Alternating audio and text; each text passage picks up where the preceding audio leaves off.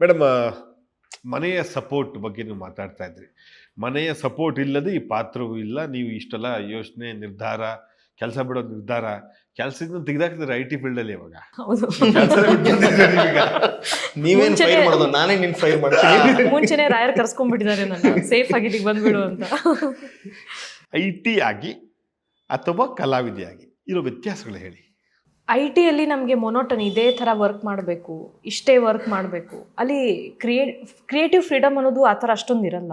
ಇದ್ರೂ ಕೂಡ ನಮಗೆ ಕೆಲವೊಂದು ಸ್ಪೆಸಿಫಿಕ್ ಟಾಸ್ಕ್ ಅಂತ ಕೊಟ್ಟಿರ್ತಾರೆ, ಅಷ್ಟೇ ಮಾಡಿ ಮುಗಿಸ್ಬೇಕು.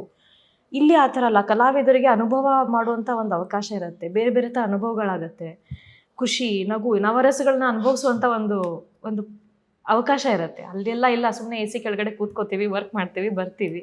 ಎಂಡ್ ಆಫ್ ದ ಡೇ ದುಡ್ಡು ಬರುತ್ತೆ ಅನ್ನೋದು ಒಂದು ಇದ್ದರೆ, ಇದರಲ್ಲಿ ದುಡ್ಡು, ಖುಷಿ, ಅನುಭವಗಳು, ತುಂಬ ಜನ ಪರಿಚಯ ಆಗ್ತಾರೆ, ತುಂಬ ಜನರ ಜೊತೆ ನಾವು ಬೆರಿತೀವಿ.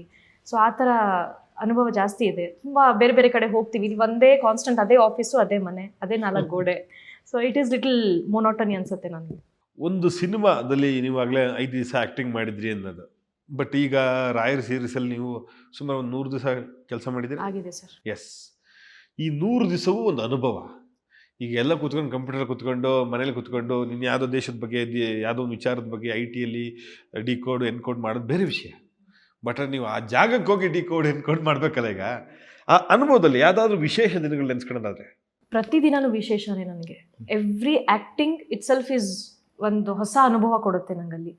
ಇನ್ನು ಅನುಭವ ಹೇಳಬೇಕು ಅಂದರೆ ತುಂಬ ಇದೆ ಸರ್. ಮೊದಲು ಒಂದು ಚಿಕ್ಕ ಹುಡುಗಿಯಾಗಿ ಕಾಣಿಸ್ಕೊಂಡೆ ಸ್ಕ್ರೀನ್ ಮೇಲೆ, ಒಂದು ಮಗಳಾಗಿ, ಒಂದು ಮಗಳ ಕ್ಯಾರೆಕ್ಟ್ರು.